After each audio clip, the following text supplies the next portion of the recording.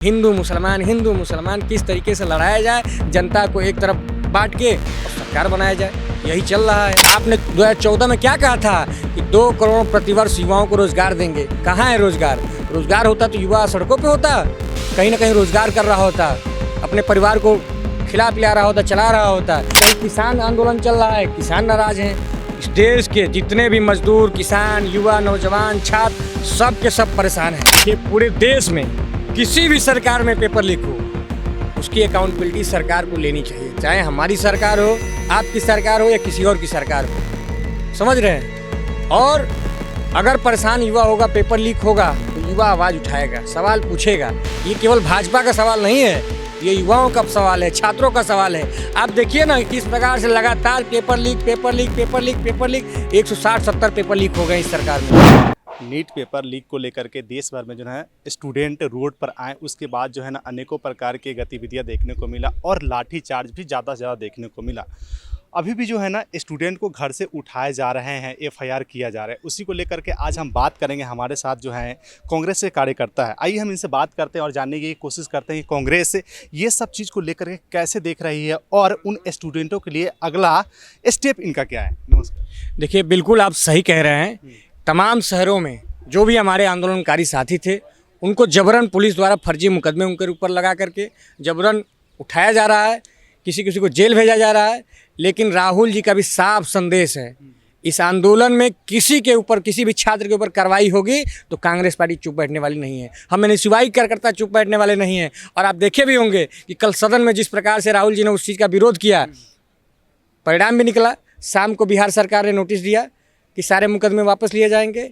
और मैं आपके माध्यम से कहना चाहता हूं कि इसके कहने के बाद भी अगर किसी छात्र को प्रताड़ित किया जाएगा तो हम लोग चुप बैठने वाले नहीं हैं। बिल्कुल। अब देखिए, जैसे कि जंतर मंतर पे भी जो है ना 1 महीने से ऊपर प्रोटेस्ट चला। यहाँ पर जो है ना जो सत्ता में सरकार है वो कहीं ना कहीं कहते हुए आई कि ये विपक्ष के जो है ना भेजा हुआ यहाँ पर अलग अलग लोग हैं, एक तरह से गुंडा है, इन्होंने यहाँ तक बोल दिया। आप बताइए, जिस विपक्ष को आप बताते हैं कि बहुत छोटी पार्टी है, पूरे देश को हिला दिए युवा, तो विपक्ष के भेजे होते तो विपक्ष के तो पूरे युवा थे, पूरे छात्र थे, तो फिर क्यों झुक गए आप? मतलब इसका मतलब आपकी पार्टी हमारी पार्टी से कमज़ोर है?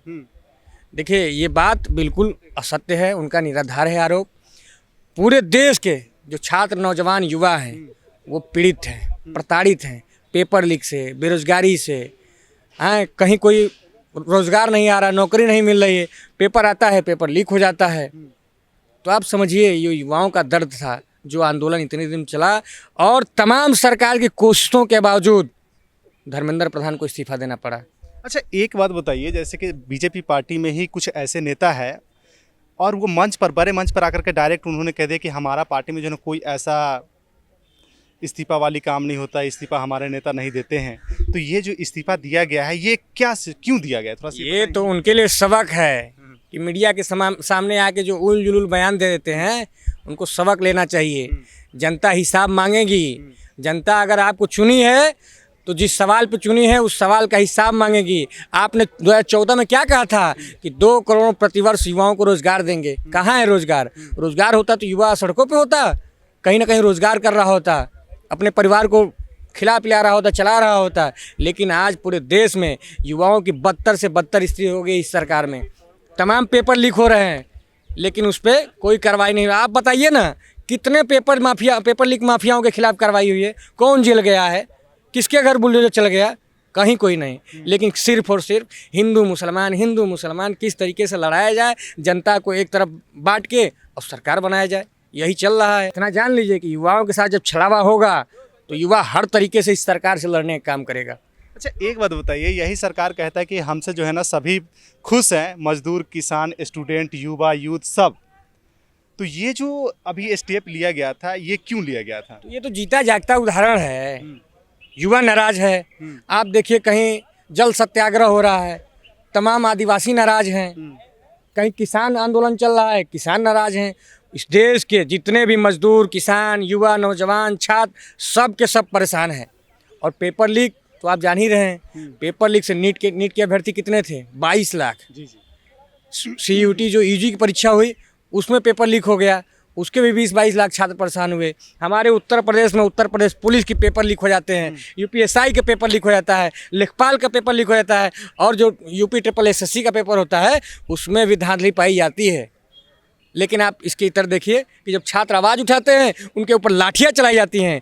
और लाठी तो छोड़िए, लाठी तो मैंने सुना था, कई बार सुना था, ये नहीं सुना था कि AK-47 से गोली चलाई जाएगी किसी छात्र के ऊपर। और ये पूरा साक्ष्य है सरकार के जनता के सामने।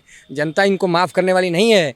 अब ये धर्मेंद्र प्रधान इस्तीफा दिए हैं, अगर छात्रों के ऊपर से जुल्म जाति इसी तरीके से होती रही तो इनको भी इस्तीफा देना पड़ेगा। बिल्कुल। अभी जो AK-47 वाला जो वीडियो वायरल हो रहा है सोशल मीडिया पे, क्या लगता है कि वो जो ऑफिसर्स है वो खुद से चलाया कि कहीं ना कहीं सरकार का प्रेशर रहा होगा कि चलवाने का? ये अंग्रेजों का दौर याद आ रहा है कि जब अंग्रेज हमारे सेनानियों पे गोली चलाते थे, हमारे लोगों पे गोलियां चलाते थे, वही दौर सेम का सेम आज है। वो गोरे अंग्रेज थे, ये काले अंग्रेज हैं। कुछ बदलाव नहीं हुआ है, कोई बदलाव नहीं है। कोई बदलाव नहीं है। वो किसानों से कर लेते थे और ये युवाओं से टैक्स ले रहे हैं, उनको गोली चला रहे हैं, उन पर लाठी चला रहे हैं, रोजगार भी नहीं दे रहे हैं। बिल्कुल बिल्कुल। अभी पेपर लीक को लेकर के जो है बहुत सारे ऐसे मामला सामने आ रहे हैं। वहीं में जो है ना पंजाब में भी एक पेपर लीक हुआ है। तो बीजेपी के बहुत सारे ऐसे कार्यकर्ता है, सपोर्टर्स है, जो कह रहे हैं कि अभी धर्मेंद्र प्रधान के इस्तीफा तो ले लिया, अब पंजाब में भी आप लोग प्रोटेस्ट करो। तो उसको लेकर के आप क्या? देखिए, पूरे देश में किसी भी सरकार में पेपर लीक हो, उसकी अकाउंटेबिलिटी सरकार को लेनी चाहिए, चाहे हमारी सरकार हो, आपकी सरकार हो या किसी और की सरकार हो। समझ रहे हैं? और अगर परेशान युवा होगा, पेपर लीक होगा, तो युवा आवाज़ उठाएगा, सवाल पूछेगा। ये केवल भाजपा का सवाल नहीं है, ये युवाओं का सवाल है, छात्रों का सवाल है। आप देखिए ना किस प्रकार से लगातार पेपर लीक 160-70 पेपर लीक हो गए इस सरकार में इन 12 सालों में। कोई तो सीमा होनी चाहिए, कभी तो रुक जाओ भैया, कोई कार्रवाई कर दो पेपर लीक माफियाओं के खिलाफ। आप उनको पनाह दे के बैठाए हुए हो, क्यों? क्योंकि चंदा देते हैं, आपकी सरकार चलाते हैं। क्या लगता है इसमें नेताजी का भी हाथ हो सकता है? बिल्कुल हाथ है, नेताओं का ही तो हाथ है। आप देखिए ना, राजस्थान में भाजपा जुड़ा हुआ नेता निकला, पेपर लीक माफिया जो सरगना था, वो भाजपा जुड़ा निकला, लेकिन क्या कार्रवाई हुई? उसके घर पे बुलडोजर चला? नहीं चला।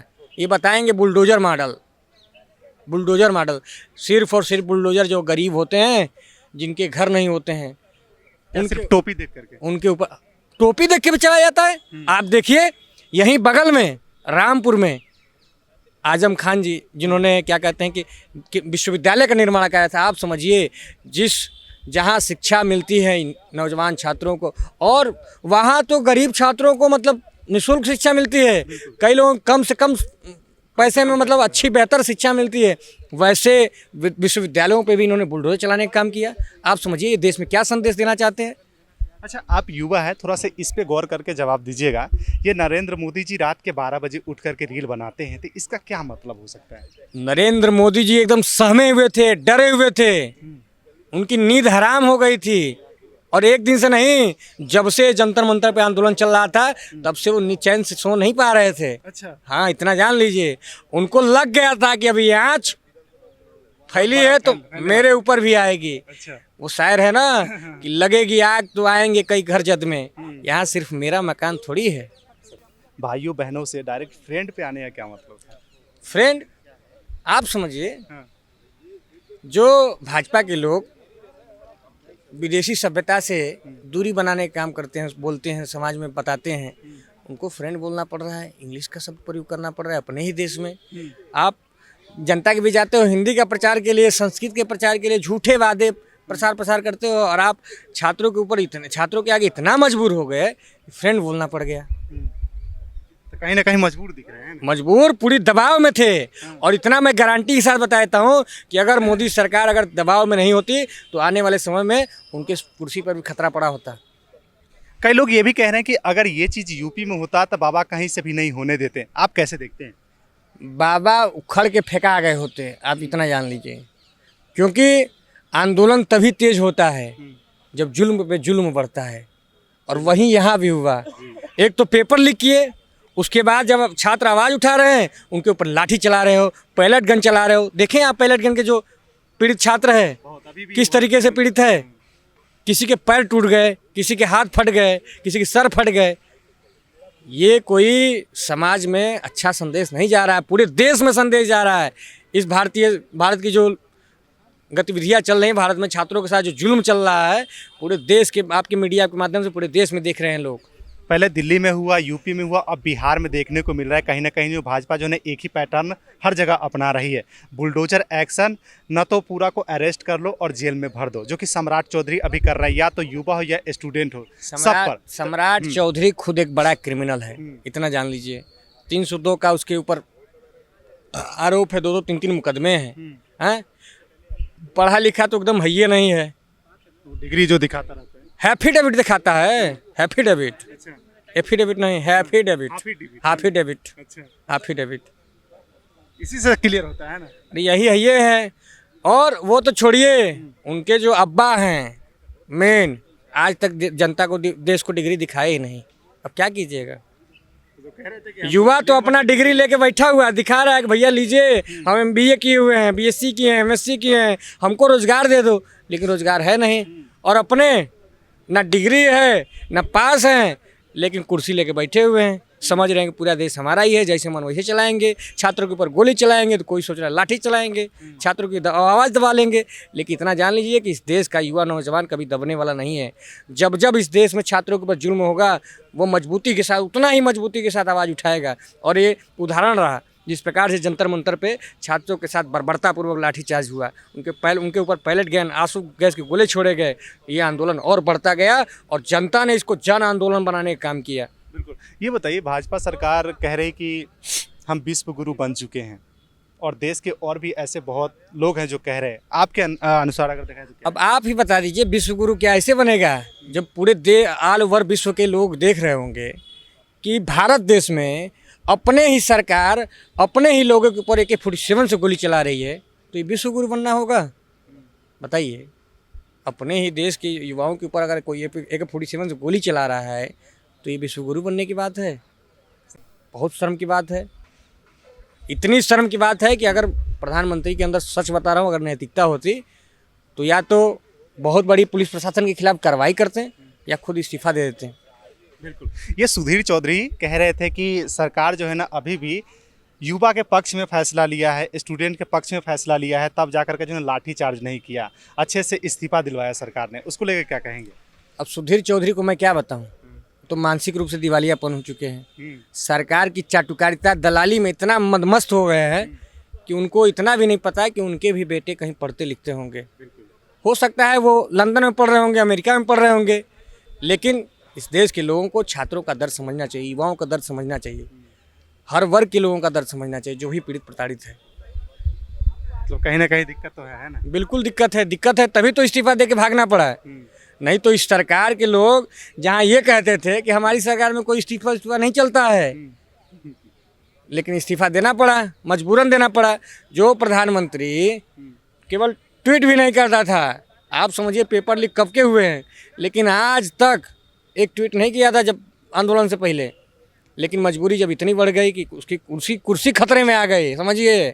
क्योंकि युवाओं ने आप देखे होंगे आंदोलन में, अब बोल रहे थे कि धर्मेंद्र प्रधान के इस्तीफे से बात नहीं बनेगी, प्रधानमंत्री का इस्तीफा चाहिए। बिल्कुल बिल्कुल। कई नारे भी लग रहे थे। हाँ, नारे लग रहे थे और नारे लगेंगे। जब जब छात्रों के ऊपर आँच आएगी, नारे लगेंगे। अच्छा, एक बात बताइए, ये 2027 में जो ना यूपी में इलेक्शन है, क्या लगता है कि आपकी पार्टी कैसे परफॉर्म कर पाएगी? हमारी पार्टी बहुत बेहतर प्रदर्शन करेगी। आप देखिए जिस प्रकार से पूरे देश के युवाओं में, प्रदेश के युवाओं में राहुल गांधी के प्रति जो एक लोकप्रियता बढ़ी है, उनके प्रति विश्वास जो युवाओं में बढ़ा है, निश्चय ही आप देखते जाइएगा 2027 में अचंभित परिणाम आएगा। क्या लगता है, बाबा का ही सरकार रहेगा कि आपका सरकार? अरे सरकार बदलेगा, सरकार बदलेगा। बाबा तो कह रहे 47 तक रहेंगे। बाबा 47 तक नहीं, बाबा हो सकता है 47 दिन रहें। 47 दिन? हाँ, मतलब 47 दिन में आप देखिए ना, मीडिया में भी देखिए, छात्र अब यूपी की तरफ कूच कर रहे हैं। जब 22 दिन में धर्मेंद्र प्रधान गिर सकते हैं, तो 47 दिन में ज़्यादा बोल दिया हूँ। वो तो कह रहे हैं बाबा नहीं पाएंगे। जब युवा सड़कों पे आ जाएगा तो बाबा भी झेल नहीं पाएंगे। बाबा तो कह रहे हैं कि जहाँ कर लिया, यूपी की तरफ देखना भी मत, CJP के कार्यकर्ता प्रवक्ता को। चलिए देखा जाएगा। हम लोग भी यूपी में ही रहते हैं, हम लोग भी आंदोलन करते हैं। इनके मुकदमे, इनके लाठी गोली से डरने वाले नहीं हम लोग। 2-2 बार जेल गए हम लोग। बिल्कुल। एक लास्ट सवाल हम करना चाहेंगे, उसका एंड कर देंगे। ये राम मंदिर चंदा चोरी को लेकर क्या कहेंगे? इससे बड़ी क्या शर्मसार होगी? पूरे देश के लोगों की भावनाओं को आहत किया इन्होंने। जिस राम मंदिर, जिस प्रभु राम के प्रति लोगों में आस्था थी, जिन्होंने आस्था रखते हुए चढ़ावा चढ़ाया, उस चढ़ावा को इन्होंने चुराने का काम किया। और उसमें क्या कार्रवाई हुई आप बताइए ना। ये तो बताते हैं कि हमारा बुलडोजर मॉडल बिहार पहुंच गया, तो मध्य प्रदेश पहुंच गया, राजस्थान पहुंच गया। यूपी में कहाँ बुलडोजर मॉडल है? जो चंदा चोरी, क्यों नहीं उनके ऊपर बुलडोजर चलाते हैं? कुछ लोग तो कह रहे थे कि वो आस्था से चंदा नहीं चढ़ाए, इसलिए उनका चंदा चोरी हो गया। अब क्या बताएं, ये सोच है, ये सोच है भाजपा की। आप समझिए, ये केवल लड़ाने का काम करते हैं। और ये तो चोर ही नहीं, पूरा चोर हैं। वोट चोर, चंदा चोर, पेपर चोर, इस सरकार ही चोर है। जो देखिए हमारे साथ कांग्रेस के कार्यकर्ता थे और इन्होंने अपने पार्टी को लेकर के, यूथ को लेकर के, जेनजी को लेकर के और जो अभी पेपर लीक हुआ है उस सब को लेकर के जो है अपना बात रखे हैं। और इनकी सरकार इनके सपोर्ट में क्या काम कर रही है उन्होंने ये भी बताया। और अभी जो इलेक्शन आने वाले हैं और जो स्टूडेंट पे भी अभी कहीं ना कहीं कार्रवाई हो रही है, ये सब चीज़ को लेकर के जो है ना कांग्रेस कहीं ना कहीं आगे बढ़ती हुई दिख रही है। और इनका कहना है कि हमारी सरकार जो है ना आने वाले इलेक्शन में काफ़ी अच्छे से परफॉर्म करेगा। अब आप लोग या तो बीजेपी के समर्थक हो या सीजेपी के समर्थक हो या मतलब भाजपा का हो या कांग्रेस का हो या सपा का, बसपा का, किसी का भी हो, अब आप लोग भी जो है ना अपना पर्सनल प्रतिक्रिया छोड़ करके जाइएगा कि कांग्रेस अब रियल ग्राउंड लेवल पर कैसे काम कर रही है, क्या काम कर रही है, ज़रूर बताइएगा। आज के इस कवरेज को हम यहीं पे एंड करते हैं। धन्यवाद। ठीक, थैंक यू।